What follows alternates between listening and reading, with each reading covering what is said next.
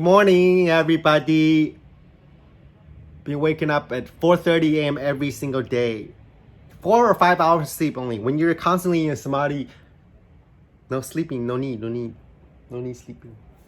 Okay, so how did awakening change your body and fitness? I have way more energy, and one of the differences is that really like enlightenment experience, like a full-blown enlightenment, changes your body completely. Like every particle is combusted, blow up like a nuclear weapon, and then reconstructed. And after you come back from like a big succession or nibbana, you take a quantum leap into a whole new dimension.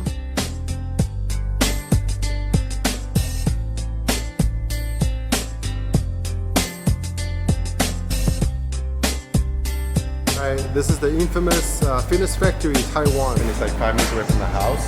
I'm very fortunate, and I'm giving the fortune to my friend here, Sebastian. Is that the abs section? The abs section in this gym is literally bigger than like 50% of the gyms I've ever been to in my life. How big is the abs section? This whole section is for abs. Oh fuck. There must be a lot of people with shredded abs here.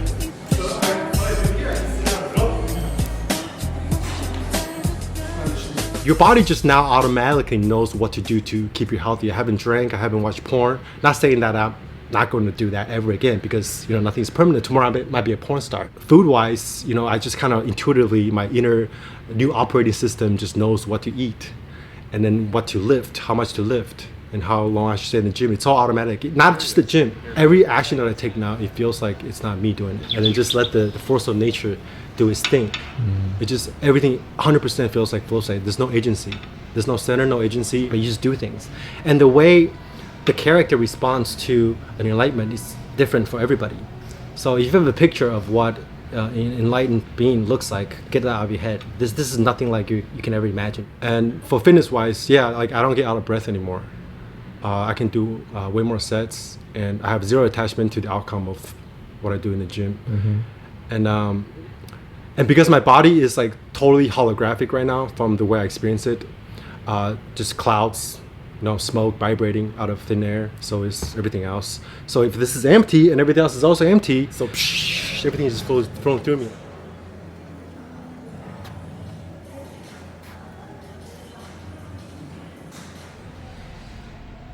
Before, when you were trapped in your head, you spend a lot of energy, and without that inclination to remain a separate person. The infinite bra!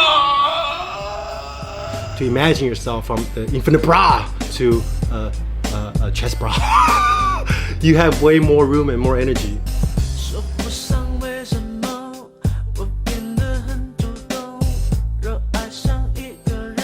Compared to prior, your body has less tension. Way less tension. There's not a single particle in my body right now that isn't like completely empty. In fact, that's the hallmark of full awakening. When I talk about the lens of perception, I'm not just talking about like something that's in here. You have to cleanse like the way you perceive the world. It's the whole body.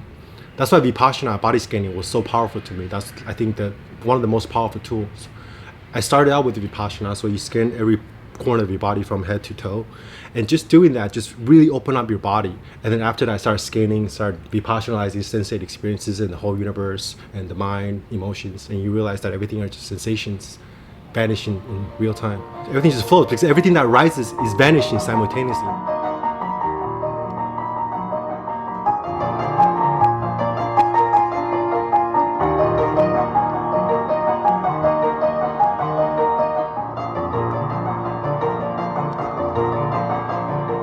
Free falling on groundless ground. Moment by moment by moment by That's moment. Equivalent to eternity in complete stillness. When everything is simultaneously full and empty, then nothing is ever rising or passing. Impermanence at the deepest level is also complete stillness. Nothing was born and nothing dies. And shout out to Conor Murphy for getting on the path. Takes a lot of courage.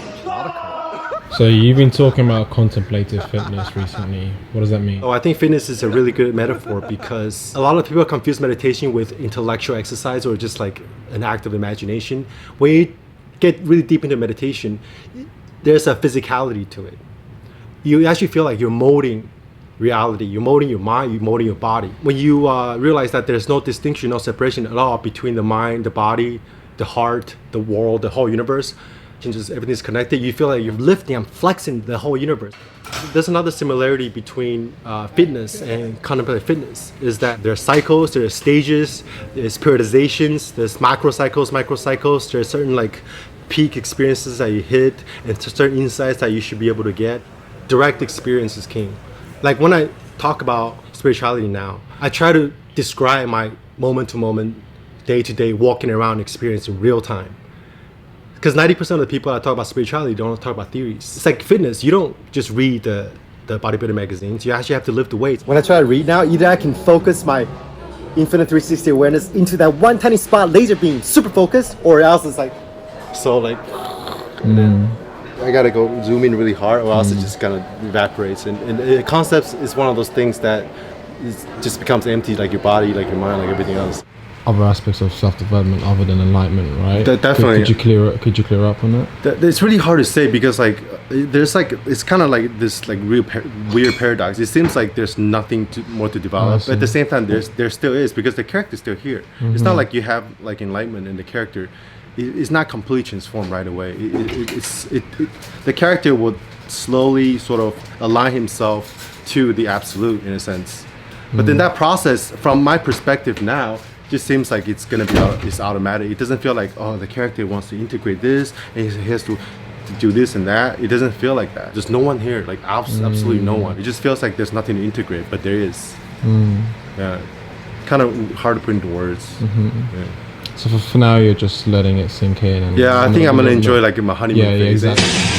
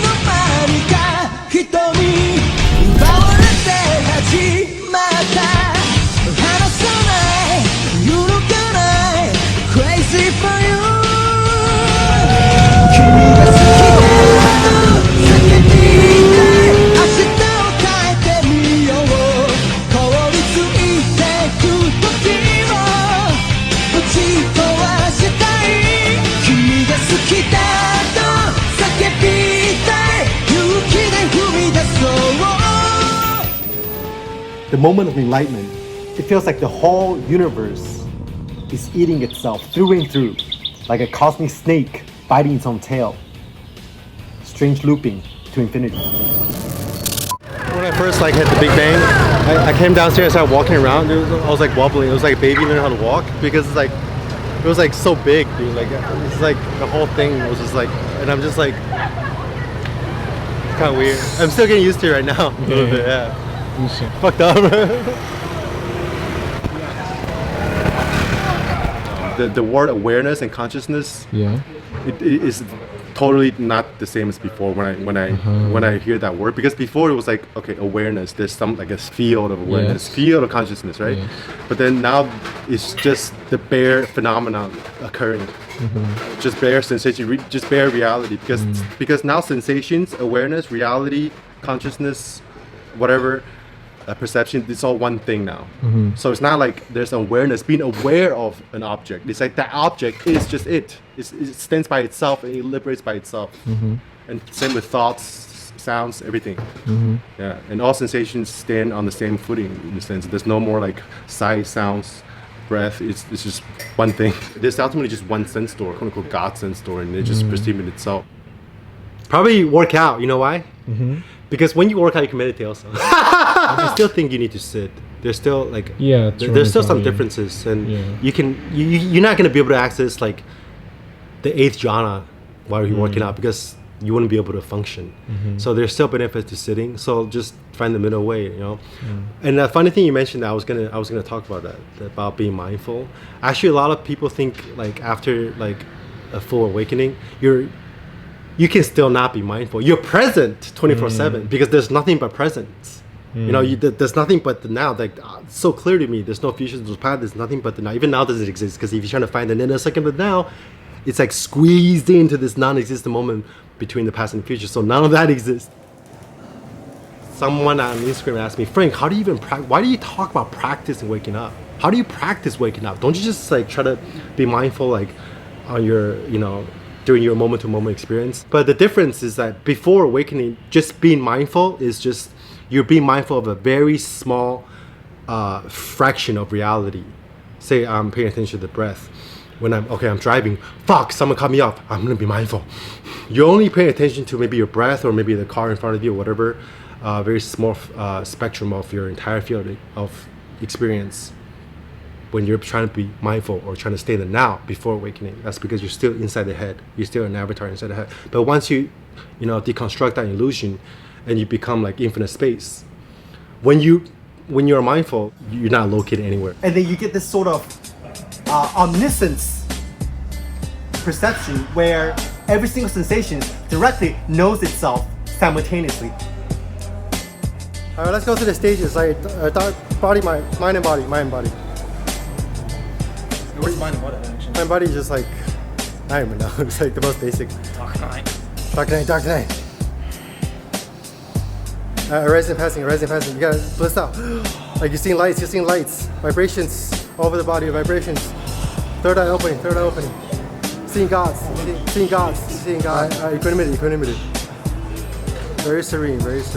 Get a cessation.